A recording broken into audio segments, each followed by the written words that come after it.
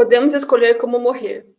Considerações sobre diretivas antecipadas de vontade e testamento vital. Qual é a coisa mais assombrosa do mundo, Yudhishthira? Yudhishthira responde: a coisa mais assombrosa do mundo é que, ao redor de nós, as pessoas podem estar morrendo e não percebemos que isso pode acontecer conosco. Mahabharata. A conversa sobre a morte entre um médico e seu paciente nunca será um momento fácil. Não é raro que essa conversa nem sequer aconteça, mesmo que o paciente tenha uma doença muito grave. Por trabalhar com cuidados paliativos há muitos anos, acabei desenvolvendo minha técnica para abordar o tema com meus pacientes e suas famílias. Mas decidi criar um documento para uso no meu dia a dia. Eu e um amigo advogado, que estuda muito sobre ortotanásia, construímos um documento com diretivas antecipadas de vontade ou testamento vital. Existe uma diferença conceitual entre essas duas formas de representar a vontade de uma pessoa diante de sua terminalidade. Seus desejos sobre o que deve ser feito quando ela estiver numa condição que a torne incapaz de expressar seus pensamentos, sentimentos e percepções sobre a realidade que vive.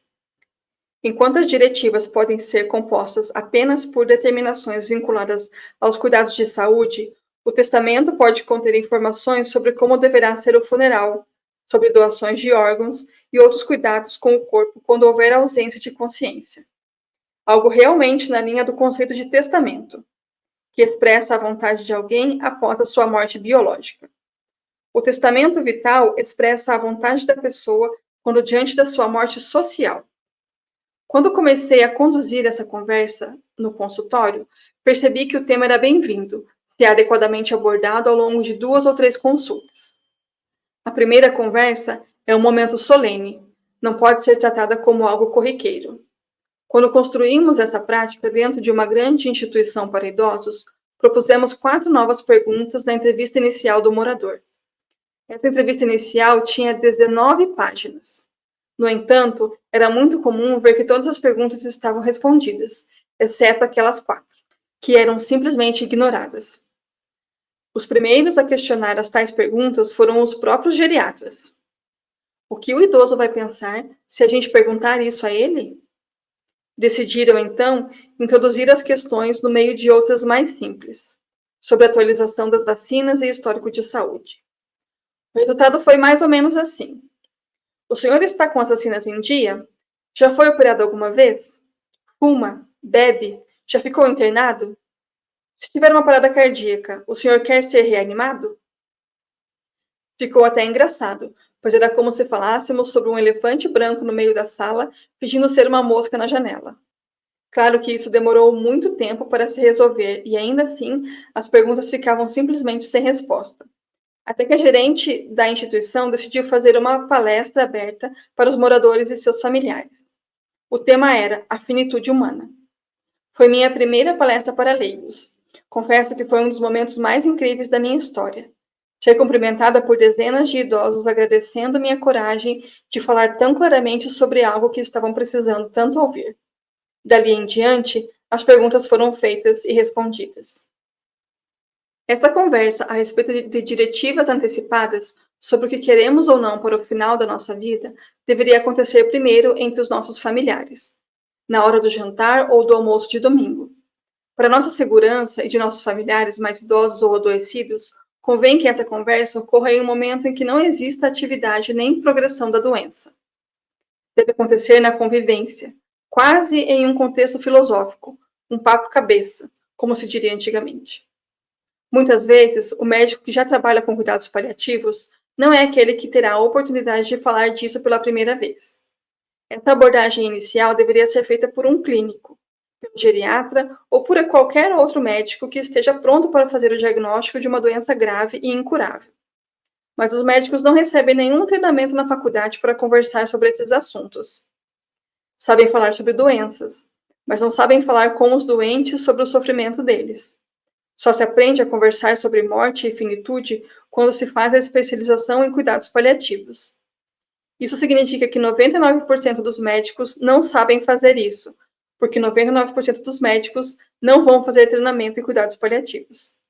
E mesmo que eles quisessem, ainda não há vaga suficiente no Brasil para dar amparo e orientação a todo esse povo que não tem a mínima ideia do que significa cuidar do bem morrer. Penso que, se a sociedade se mobilizar para deixar clara qual é a sua vontade, e me refiro, inclusive, a deixar esse ponto culturalmente mais claro, mais lúcido dentro da vida de cada um, talvez no futuro seja mais simples oferecer cuidados para preservar a dignidade da vida da pessoa que está morrendo. Quero deixar aqui um panorama histórico sobre o momento em que estamos no Brasil no que diz respeito aos cuidados paliativos. Nosso país é um dos que oferece mais respaldo legal e ético para se fazer a boa prática de cuidados paliativos no planeta. Temos o único código de ética médica em que está escrito cuidados paliativos em todas as letras. Temos uma Constituição Federal que favorece essa prática. Temos direito à dignidade da vida. Já tive essa conversa delicada com meus pacientes em cuidados paliativos e seus familiares, que estão cientes da vontade de seu ente querido. Descrevo toda a conversa no prontuário, ofereço o documento para leitura e os deixo à vontade para assinarem comigo. Na prescrição médica, deixo claro que a equipe assistencial e para outros colegas médicos, o paciente tem permissão para a morte natural. Quando escrevo no prontuário do paciente que estou fazendo tudo isso para a dignidade da vida, estou praticando a Constituição brasileira. Posso ser processada? Todos podemos ser processados, mas a chance de ser condenada é extremamente pequena, pois a base de toda conduta médica é a comunicação. Respeitarei a autonomia do meu paciente, cuidarei com grande responsabilidade para que seu sofrimento seja minimizado. Deixo claro que não pratico eutanásia. A morte chegará, será aceita, mas não antecipada. Nosso Código Civil diz que ninguém pode ser submetido à tortura. Manter um paciente na UTI sem nenhuma possibilidade de sair vivo de lá é tortura. Fazer um tratamento fútil e doloroso é tortura. Também é comum que quem faz cuidados paliativos tenha medo de ser processado por homicídio. Entendo o homicídio como uma situação em que, se não tiver ocorrido o crime, a pessoa estaria viva. Não é o caso do paciente em terminalidade de doença grave e fatal. A doença vai matá-lo, não os cuidados para minimizar seu sofrimento. Ainda não temos leis que obriguem alguém a estar vivo eternamente. Doenças matam e não serão processadas por isso. Quando oferecemos cuidados paliativos de verdade, não estamos promovendo a morte do paciente. É totalmente diferente da eutanásia. No dia a dia dos hospitais brasileiros, ainda existe a má prática dessa assistência. Já que os médicos não sabem como cuidar, acabam indicando a sedação paliativa para quase todos os pacientes que estão em sofrimento por causa da terminalidade. Uma grande luta dos profissionais de cuidados paliativos é indicar a sedação paliativa exclusivamente para condições nas quais o sofrimento seja refratário ao tratamento recomendado. O que acontece hoje é que se indica a sedação paliativa para o sofrimento refratário ao conhecimento do médico que está cuidando do paciente. O médico não sabe cuidar, não sabe medicar a dor, a falta de ar, não sabe trabalhar em equipe para que o sofrimento existencial e espiritual do paciente seja adequadamente avaliado e aliviado. Como consequência dessa falta de conhecimento e habilidades, o médico indica a sedação porque não conseguiria conduzir o processo de morte de seu paciente de outra forma.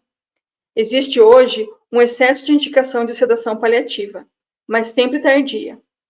A pessoa sofre absurdos durante muito tempo e, às vésperas de falecer, recebe a sedação como se fosse um ato derradeiro de compaixão. Eutanásia e suicídio assistido são proibidos no Brasil. Já fui chamada muitas vezes para mesas de discussão em congresso como uma defensora dessa prática. Mas isso é totalmente avesso aos cuidados paliativos. Pessoalmente, acredito que sejam práticas extremamente elaboradas e complexas, impossíveis de serem executadas em um país tão imaturo até em relação à conversa sobre a morte. Não faço e não defendo, pois dentro dos cuidados paliativos não existe espaço para a eutanásia. Acompanho o paciente até que a morte dele chegue, e a morte chega no momento certo. Não tenho o direito de antecipar e muito menos de atrasar esse processo. Até hoje, poucas pessoas me pediram para abreviar o sofrimento. E na maioria dos casos, quando o sofrimento foi aliviado, não persistiram no pedido de abreviar a vida.